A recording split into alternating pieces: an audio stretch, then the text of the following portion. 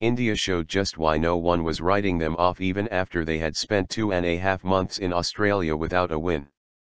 They might not be the strongest team in the field, but on big days in limited overs cricket they stay calmer than most. In a match to potentially decide who finishes top of their group, India sat back and saw South Africa work themselves up into a frenzy, get too funky and wilt under the weight of their own mistakes. This was India's first win over South Africa in a World Cup match. If at all, India liked going old school on big days. Shikhar Dhawan and Virat Kohli began slowly, made sure India had a solid platform before they began to accelerate.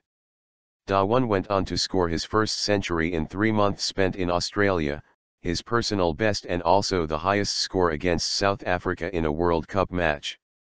Kohli fell for 46, but Ajinkya Rahane scored 79 off 60 to help Dhawan along. India kept the defence simple too, bowl as few bad balls as possible, and once again under pressure South Africa imploded. The execution of both the plans from India was spot on, but that had a lot to do with how simple the plans and preparation were. South Africa called in Gary Kirsten and Michael Hussey for consultation, they picked an extra bowler in Wayne Parnell, they used spinners in unconventional parts of the innings, but the anxiety showed the most in the fielding.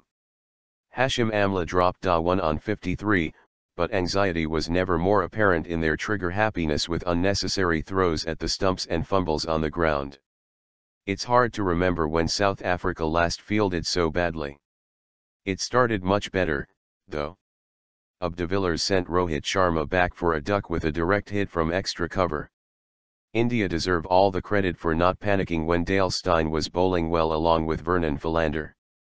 It took them 14 overs to reach 4 and over for the first time, but South Africa looked the more anxious team. Philander had walked off with a hamstring injury, Morne Morkel had begun ordinarily, and Parnell, who would register the worst figures for a South African in a World Cup match, was going to be targeted. Dhawan and Kohli attacked South Africa with proper attacking shots, and not scoops and reverses. They added 127 in 24.2 overs with Kohli taking the backseat to Dhawan's positive approach. It could have gone better for South Africa. Dhawan had looked in good touch in reaching 53 off 73, Kohli had just about got over a slow start, but South Africa were offered an opportunity to halt the assault. Dhawan cut Parnell to the right of Amla at point, a regulation catch by modern standards, Amla got both hands to it, but dropped it. Before the match Kohli had spoken about sustained momentum and not relying just on the final 10 overs.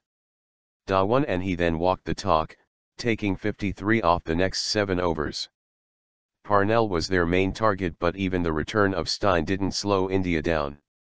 Nor did the fall of Kohli, against the run of play and to a long hop from Tahir, slow them down. Rahane and Dhawan flowed smoothly, building up to a crescendo towards the power play, which brought them 44 runs with no loss of wicket. Rahane and Dhawan added 125 in 16.3 overs. In the final few overs, though, despite some more ordinary fielding, South Africa managed to pull India back a little. Only 80 came off the last 10, but India had a testing total on the board. South Africa don't have much batting after number 6, but their top 6 are as good as any.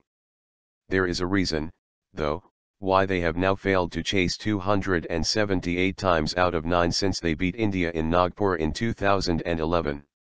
There is credit in how they have conceded 270 only 9 times, but under pressure their batting invariably falters.